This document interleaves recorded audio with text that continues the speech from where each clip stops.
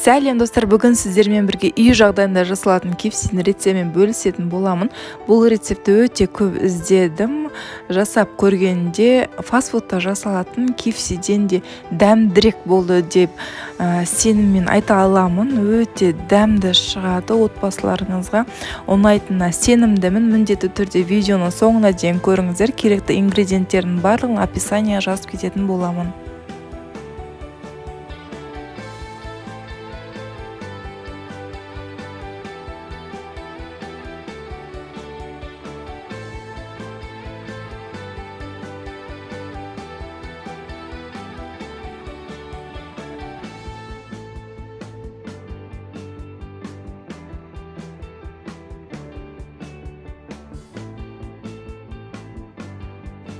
Бізге керекті заттар: магидің приправасы, қара бұрыш, тұз,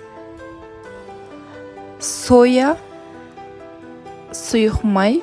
Мен тауықтың қанатынан и тауықтың төс етінен жасайтын боламын. И он керек бізге.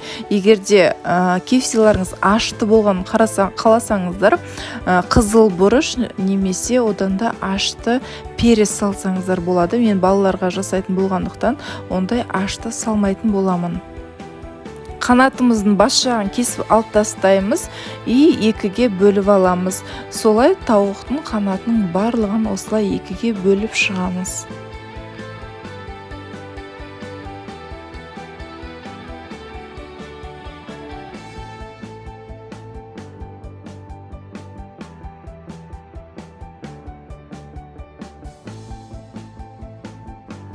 Тауымыздың төс етінен стрипсіз жасайтын боламыз. Тура видеодағындай турап аламыз.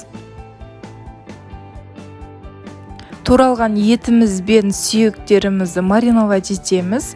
Сұйық майымызды құямыз, соямызды құямыз, дәмдеуіштерімізді саламыз. Тағы да айта кетейін, егерде ашты қаласаңыздар, аштырақ болғаны, онда қызыл бұрыш немесе қызыл ащы бұрыш турап салып жіберсеңіздер болады. Сол кезде ашты болады.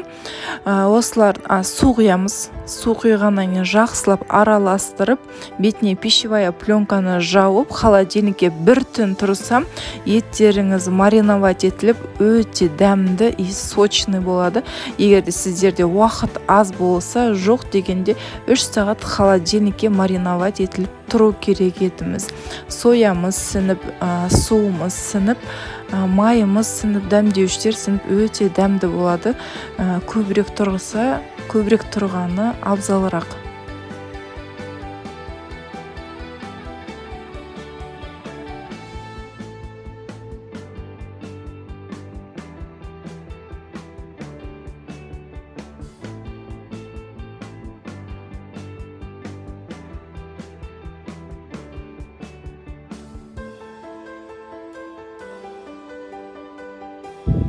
Менің етім холодильникте 12 сағат тұрды, мариновать етіліп. Енді осы етімді онға жақсылап аунатып аламыз. Бірден барлығын салып аунатпаймыз. Бірінші жартысын салып аламыз, содан кейін жартысын аунатып, яғни кезекпен жасайтын боламыз.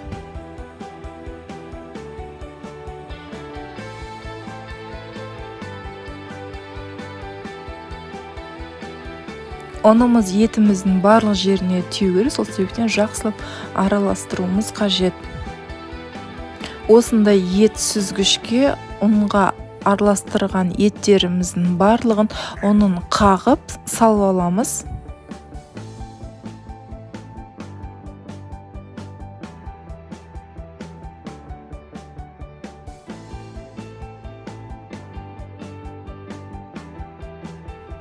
Енді үлкенірек көлемді ыдысқа су құйып, онға аунатқан тауығымызды осы судың ішіне саламыз. Байқасаңыздар, суымыздан көбіршіктер шығып жатыр. Осылай етіміздің барлығы суға аунап, яғни ұнымыз кішкене шайылуы қажет. Өте көп емес, кішкене ғана 1-2 минут салып қайтадан аламыз да, қайтадан осы тауығымызды ұнға салып жақсылап араластырамыз. Тағы да тауығымыздың барлық жеріне ұн тию қажет. Қолымызбен араластырсақ болады. Барлығын жақсылап араластырып шығамыз.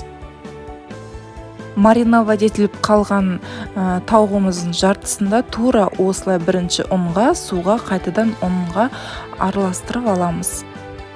Майымызды осындай шұңғылда ыдысқа салып, тауығымызды қуырғанымыз дұрыс, себебі тауығымыз түгелдей батып тұру керек сұйық Егер сковородкаға салып қуыратын болсаңыздар, тауықтарыңыздың барлығы батпай қалатын болады. Сол себептен осындай шұңғылда ыдысқа майын көбірек салып қуырғандарыңыз дұрыс. Майымызды қаттырақ қыздырып аламыз. Майымыздың қатты қызғанын жаңағы ағаш таяқшаны салған кезде майымыз көп шийтін болады. Солай білеміз, майымыз көп шигеннен кейін осылай 5-6 штуктан тауығымызды салып жақсылап қуырамыз. Тауығымызды салғаннан кейін 4 минут орташа отта қуырамыз.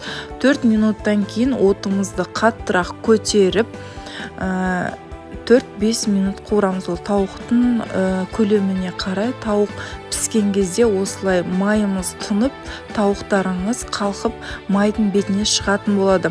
Егерде газын астын қатты көтермесеңіздер, тауықтарыңыз қызармайды, сарғыш түсінде қалады. Ұнға аунатылып, суға аунатылып пісірілген тауық болғандықтан сырты оңайлықпен қызармайды. Сол себептен 4-5 минут газын астын кішкене қаттырақ көтеріліп қуырамыз. Сол кезде тауықтарыңыз қып-қызыл болып піседі. Тауығымыздың барлығын осылай 9-10 минуттан қуырып аламыз.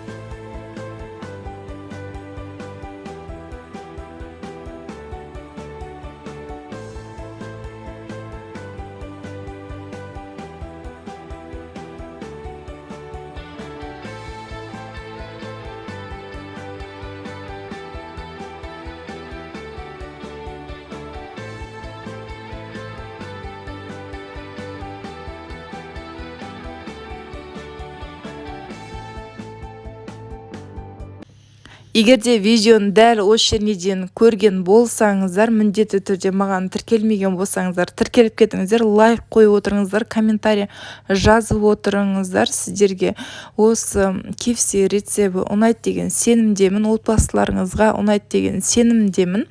Менімен бірге болғандарыңыз үшін рахмет. Сіздермен бірге болған Алима Жарқынбекқызы.